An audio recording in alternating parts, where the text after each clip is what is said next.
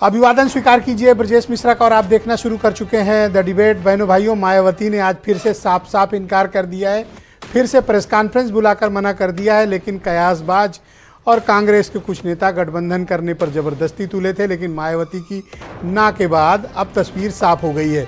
मायावती ने कहा चुनाव लड़ेंगे, भरपूर लड़ेंगे, अकेले लड़ेंगे। और मायावती ने अब जब ये स्पष्ट कर दिया, उन्होंने कभी भी, मायावती ने पिछले लंबे समय से कभी भी ये बात नहीं कही कि वो किसी के साथ गठबंधन करना चाहती हैं, ना उन्होंने कोई लूज बॉल फेंकी जिससे कि लोग कयास लगाएं। लेकिन एक वर्ग है जो मायावती के साथ ज़बरदस्ती गठबंधन करने पर एक तरफा आमादा है। ये वन साइडेड लव की ऐसी स्टोरी है जिसमें सामने वाला साफ मना कर रहा है, लेकिन कुछ राजनीतिक दल एजेंडा बना रहे हैं कि मायावती के साथ गठबंधन होना चाहिए। लेकिन जब मायावती खुद नहीं तैयार हैं तो आप कैसे किसी के साथ जबरन गठबंधन कर सकते हैं? ये बात थोड़ी समझ में नहीं आ रही है कि इस तरह किसी भी पॉलिटिकल लीडर या पार्टी को पॉलिटिकली होस्टाइल करने के पीछे किसी का क्या सियासी मकसद है। तो मायावती के इनकार के बाद अब तस्वीर साफ है, इंडिया अलायंस विदाउट मायावती। आज की चर्चा इसी विषय पर। तो मायावती के इनकार के बाद अब ये तय हो गया है कि उत्तर प्रदेश में समाजवादी पार्टी, कांग्रेस, बीएसपी और आरएलडी, इनका कोई अलायंस नहीं होने जा रहा है। बीएसपी इससे अलग रहेगी, बाकी लोग एक साथ प्लेटफॉर्म पर आते हैं तो आ जाएं। मायावती का यह इनकार कोई पहली बार नहीं है बहनों भाइयों। मैं कई मरतबा कह चुका हूं और आज फिर इस बात को तस्दीक के साथ कहता हूं। मायावती ने 6 महीने पहले भी हुई प्रेस कॉन्फ्रेंस में ये बात कही थी, बोल कर कही थी, किसी के साथ गठबंधन नहीं, अकेले।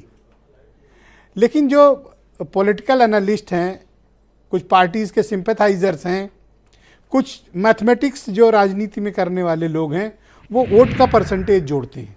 कैसे जोड़ते हैं? लास्ट असेंबली इलेक्शन में मायावती के 12.5 यानी 12.5% वोट रिकॉर्ड हुए थे। अब सबको लगता है कि अगर वो 36% जो समाजवादी पार्टी और दूसरे दलों को मिला था, उसके साथ ये 12% जुड़ेगा। लेकिन बहनों भाइयों, राजनीति मैथमेटिक्स नहीं है, ये सोशल केमिस्ट्री है, पॉलिटिकल केमिस्ट्री है।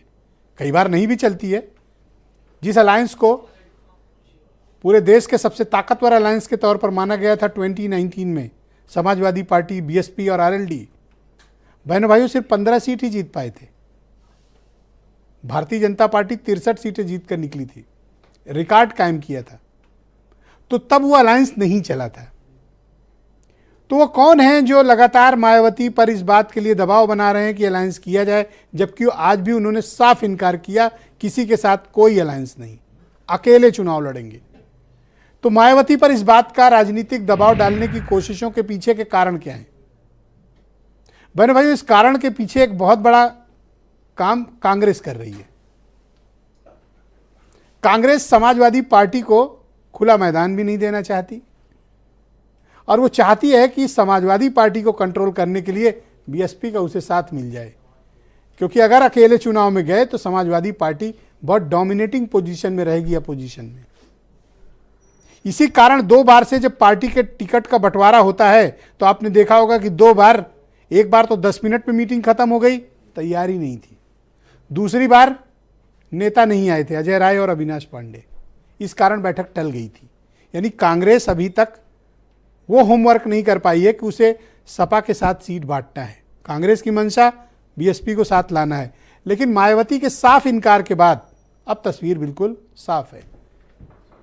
तो क्या अब कांग्रेस और समाजवादी पार्टी आरएलडी के बीच सीटों का बंटवारा हो जाएगा?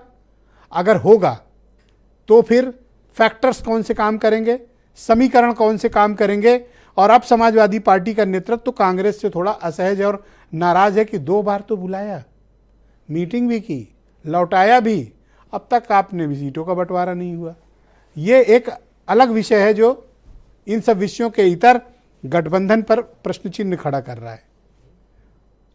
बहनों भाइयों, नॉर्थ ईस्ट से राहुल गांधी की यात्रा शुरू हो चुकी है और इधर अयोध्या में 22 तारीख का कार्यक्रम। आप ट्रायंगल समझिए, अलायंस की सीट का बंटवारे का इशू, राहुल गांधी की यात्रा और 22 तारीख का कार्यक्रम। और 22 तारीख के कार्यक्रम के लिए अभी से माहौल, यानी चुनाव में जाने का रास्ता सबके लिए साफ हो रहा है। सबके एजेंडा, कार्यक्रम बिल्कुल साफ हैं। आप कुछ स्टेटमेंट सुन लें, फिर आज की चर्चा को हम आगे बढ़ाएंगे। हमारी पार्टी लोकसभा के ये आम चुनाव अकेले ही लड़ेगी तथा देश की जातिवादी, पूंजीवादी, संकीर्ण व सांप्रदायिक सोच रखने वाली सभी विरोधी पार्टियों से अपनी दूरी बना के रखेगी। अब उन्हें निर्णय करना है मायावती जी को कि वो किसके साथ लड़ेंगी या अकेले लड़ेंगी।